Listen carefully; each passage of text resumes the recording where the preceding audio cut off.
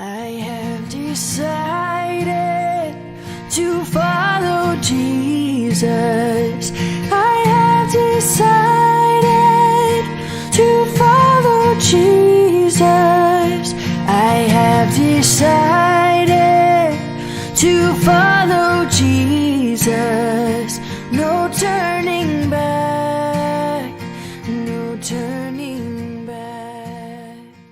Shalom la famille, c'est encore moi, votre frère, le prophète Meshach Kondé. Je suis dans la joie à chaque fois que le Seigneur fait grâce, que nous puissions nous croiser à travers ces forums Bible Ministries pour partager la parole venant de Dieu. Vous savez, c'est par la grâce de Dieu. Aucune personne sur cette terre ne peut se frapper la poitrine en disant que j'ai une connaissance plus que les autres, j'ai une capacité de décrypter la parole de Dieu plus que les autres. Donc c'est purement une grâce. Et je profite aussi de l'occasion de saluer tout le monde de la famille Bible Ministries au niveau de beaucoup de pays. En tout cas, que Dieu nous bénisse.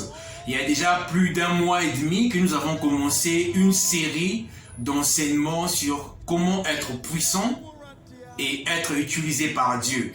Ce sont des enseignements qui nous bénissent énormément. Et aujourd'hui, nous sommes à notre 5e épisode où nous allons partager une autre clé par rapport à comment être puissant et être utilisé par Dieu. Voilà pourquoi je nous demande, s'il vous plaît, de s'abonner sur cette chaîne, pas pour qu'il y ait plus de enseignements, mais pour que tu ne puisses pas rater les enseignements par rapport à ce que nous donnons. Et autre chose aussi, n'oublions pas, s'il vous plaît, de partager cette vidéo à nos proches, à nos frères, pour que cela puisse leur aider à avancer dans leur vie chrétienne. Et aujourd'hui spécialement, nous allons partager une clé trop importante dans la Bible, comment être puissant et être utilisé par Dieu. La première clé, nous avons appris, c'était de mourir en soi-même. Deuxième clé, c'était nous devons laisser le temps à Dieu. Troisième, nous devons reconnaître que Dieu est un bon papa. Quatrième, c'était du genre l'onction que tu reçois, ton appel te pousse à aller au désert. Et la cinquième clé aujourd'hui, nous allons apprendre, c'est dans le livre de Jean, chapitre 7, le verset 36 au verset 38. La Bible nous montre ici qu'il y avait une fête à Jérusalem et Jésus s'est levé le jour de la grande fête. Il a dit, vous tous qui avez soif, venez. Il a dit cela. Il a dit que tous qui croiront en moi, leur vie deviendra une source d'eau de vie qui va couler, qui va jaillir en eux. Alléluia.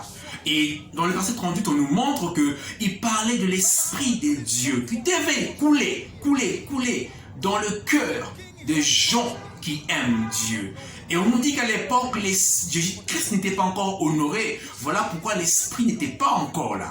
Mais au moment que je nous parle, Christ a été honoré. Christ est mort sur la croix. Il est revenu à la vie. Et Christ est vivant. Et l'Esprit est disponible. Ésaïe 61, le premier verset au 4e verset, on nous montre ici que l'Esprit du Seigneur est sur moi. Il m'a oint pour apporter la bonne nouvelle aux pauvres, pour guérir les cœurs brisés des malades. Donc, Christ nous dit en d'autres termes, cherchez, ayez soif de mon esprit, ayez soif de ma parole, car en vous, vous deviendrez des sources de vie. C'est quelque chose que beaucoup de gens oublient. Dieu nous appelle dans une dimension où c'est nous qui devenons des sources de son esprit. C'est nous qui devenons des torrents qui jaillissent. Mon frère, ma soeur, beaucoup de gens rêvent d'être utilisés par Dieu. Mais ici, le Seigneur nous montre la clé. Il nous dit, ceux qui ont soif, venez. Ce qui est étonnant, c'est que quand on a soif, on a besoin d'être désaltéré. Mais ici, le Christ nous montre que tu as soif, tu viens pour te désaltérer, mais lui, il fait de toi une source qui jaillit, un torrent qui jaillit. Waouh! Le torrent de l'Esprit de Dieu. Jésus n'était pas encore ressuscité à l'époque, n'était pas encore glorifié à l'époque, mais il a fait une promesse. Mais nous sommes dans la période de la dispensation de l'Esprit. Oh mon frère, ma soeur, c'est une occasion pour toi d'être rempli de l'Esprit, de devenir un torrent de vie. Quand tu deviens un torrent de vie, laisse-moi te dire, partout où tu passes, le torrent laisse des traces. Le torrent abreuve même la terre. Le torrent pousse, permet même de faire des cultures, parce que le torrent pousse les gens à venir vers pour retrouver des choses. C'est fantastique, c'est fabuleux. Être un torrent que Dieu utilise, être une source de bénédiction, être une source de vie. Et pour cela, tu as besoin de l'Esprit de Dieu. Tu as besoin de l'Esprit. Oh, désire encore, désire-le. Il est notre Dieu. Désire encore la plénitude de l'Esprit. Désire. Je sais que beaucoup de gens, ils aiment tellement des dimensions, mais ils oublient que la clé, la source, c'est désirer le Saint-Esprit. Désirer le Saint-Esprit. Vivre pour lui. Vivre pour Dieu. Je sais que beaucoup de gens aimeront bien commencer à avoir des visions. Beaucoup de gens aimeront bien commencer à prier pour les malades, que les malades soient guéris. Beaucoup de gens aimeront bien faire convertir des gens, amener les âmes à Jésus. Mais la seule personne qui peut t'aider, c'est le Saint-Esprit. Baba, désire encore le Saint-Esprit de tout ton cœur, de toute ta vie, ta force, ton énergie, le dernier souffle de ton cœur. Désire Dieu. Il va te remplir. Tu seras une source de vie. Tu seras une source de vie. Tu seras une source de vie. N'aie pas peur. Il y a beaucoup de gens quand ils prient et ils sentent l'esprit leur animer, l'esprit leur remplir. Ils ont peur. Mon frère, ma soeur, cette peur n'est pas de Dieu. C'est le diable qui veut empêcher le processus de l'Esprit de Dieu. Quand tu pries, réveille-toi mon frère, réveille-toi ma soeur. La Bible nous dit qu'au temps de la fin, il y aura des temps difficiles, il y aura l'apostasie, il y aura l'abandon de la foi, il y aura la guerre, il y aura une nation qui se va contre une autre. Mais Joël 2 nous dit aussi qu'au temps de la fin, le Seigneur répandra son esprit sur toute chair. Nous aussi, nous sommes bénéficiaires avant que Jésus revienne. Le Seigneur Dieu dispense son esprit pour nous. Et je te motive, recevoir l'esprit de Dieu. C'est gratuit. C'est gratuit. Comment le recevoir? Dispose-toi. Aie soif. Aie un besoin. Aie soif. Vous savez quand quelqu'un a soif d'eau, même s'il prend autre chose, sa soif ne sera jamais étanchée. Désirons. Désirons. Désirons encore.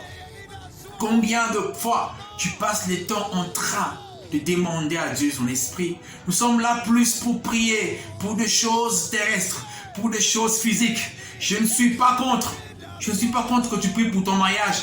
Je ne suis pas contre que tu pries pour tes études. Je ne suis pas contre que tu pries pour tes entreprises.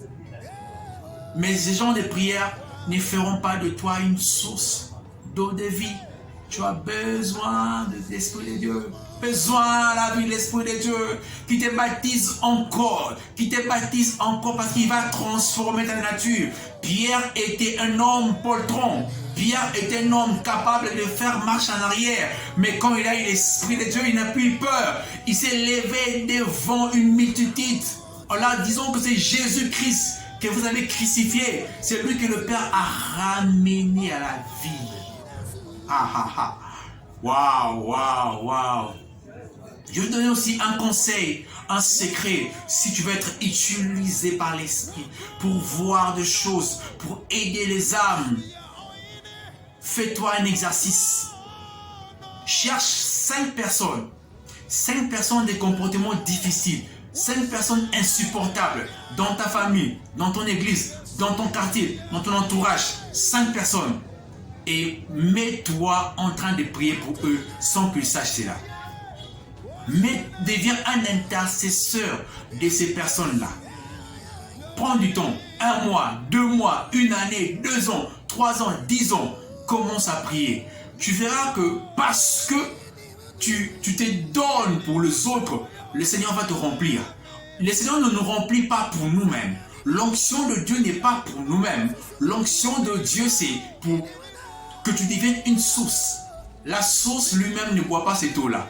Mais la source devient disponible, dispensable pour les personnes autres qui viennent vers eux.